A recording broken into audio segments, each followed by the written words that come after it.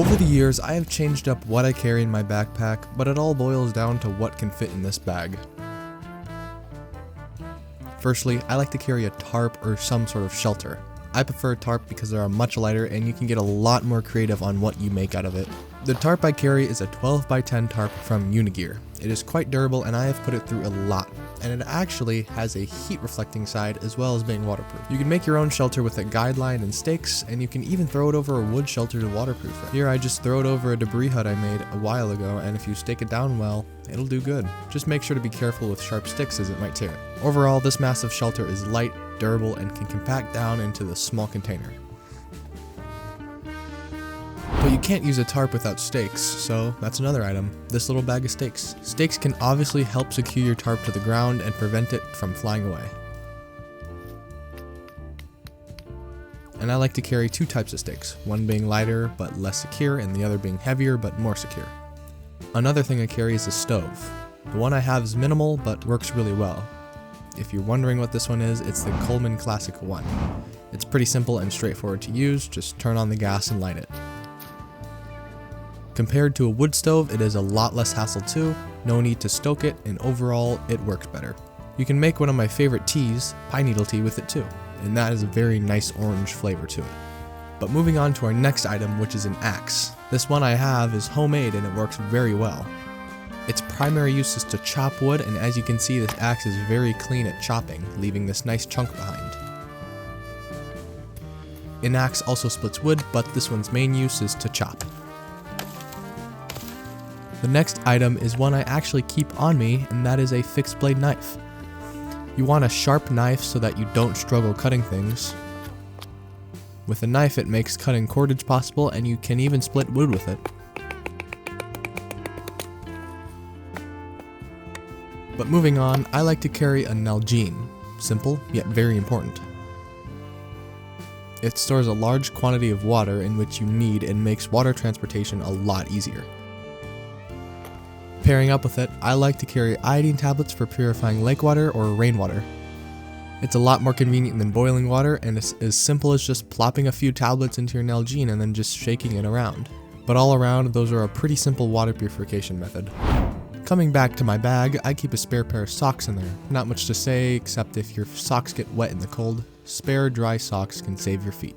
Another small item is just some towels for wiping off your hands or other things. Next, I like to keep a first aid kit in there, which has small bandages, saline, gauze, medical tape, alcohol pads, and large bandages. Since you need some sort of fire starting, I also like to keep a ferro rod in there as it's windproof and waterproof. Ferro rods are overall a classy and useful way to start a fire. The next thing I think is an underrated piece of gear, and that's a foldable chair. It gives you a place off the cold ground in the winter and away from the ticks in the summer. Also, just being a comfortable place to sit. Overall, packing a chair would be a good thing to consider, as it is a lot more comfortable than being on the ground, coming from experience. The next thing I like to keep is a metal cup or container for boiling water to purify it, making hot drinks like this pine needle tea, or cooking hot food. Moving on the outside of my bag is this foldable handsaw. It is an Agawa, so it's very good quality, and it's pretty compact, because it folds into a pretty big saw.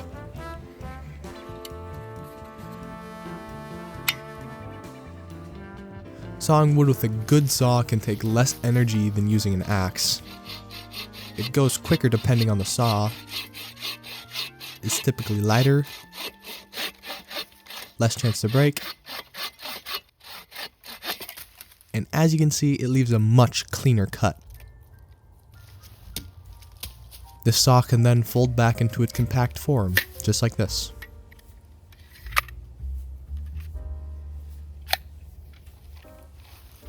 The next thing is a little obscure, but it's important, and that is fishing line and hooks/lures. Fish can be a very easy source of food, and as well as being fun to catch, you can catch them year-round depending on the species and body of water.